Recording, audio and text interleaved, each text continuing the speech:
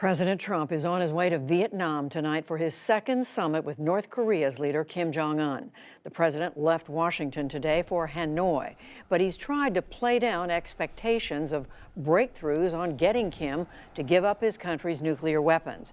The two leaders first met face-to-face last June in Singapore.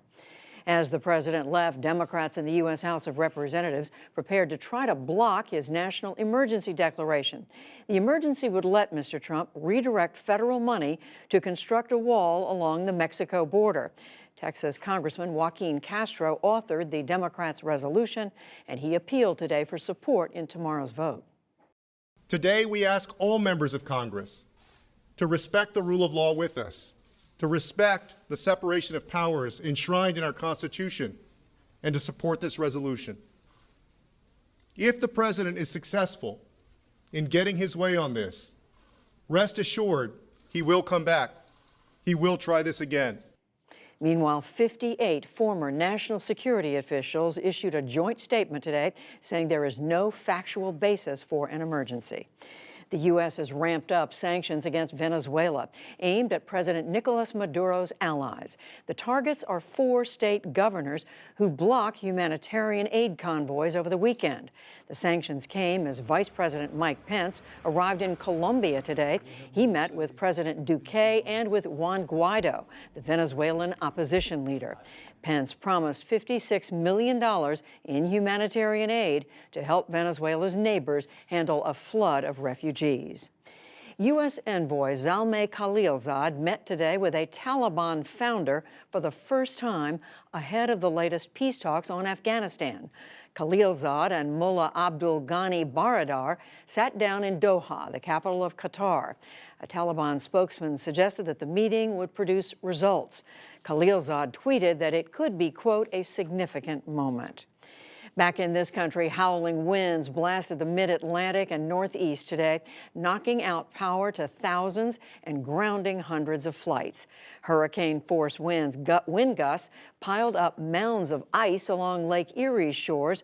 In Hamburg, New York, and elsewhere, the ice threatened lakefront homes. In Providence, Pennsylvania, people woke up overnight to the sounds of trees crashing down on their homes. We were sleeping in the house, we heard the wind. And then all of a sudden we heard a couple branches hit the back of the house, and then just this horrific boom. And you hear plaster all over the place, and woke up to find a tree coming through my closet about 3 feet off the floor of the bedroom. Over the weekend, the same weather system touched off tornadoes in the south and triggered widespread flooding. Alabama declared an emergency. A former Trump campaign staffer is suing the president, claiming that he kissed her without consent. Alva Johnson says it happened in Florida in August of 2016. She also points to at least a dozen similar claims against Mr. Trump. The White House says that Johnson's accusation is absurd and that other campaign workers say it never happened. R&B singer R. Kelly pleaded not guilty today to multiple charges of sexual abuse. His brief court appearance in Chicago followed his arrest Friday. He's accused of abusing 4 young women and girls, 3 of whom were under 18. Kelly spent the weekend in jail. He was released late today on $1 million bond. The U.S. Military Academy West Point suspended classes today to address sexual assault and harassment. That is after a Pentagon survey found reports of assault and harassment had risen 50% since 2016. The one-day stand-down included talks to cadets and group discussions. And on Wall Street, stocks managed only small gains despite President Trump's move to delay new tariffs on imports from China.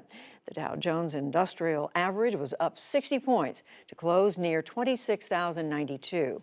The Nasdaq rose almost 27 points, and the S&P 500 added 3.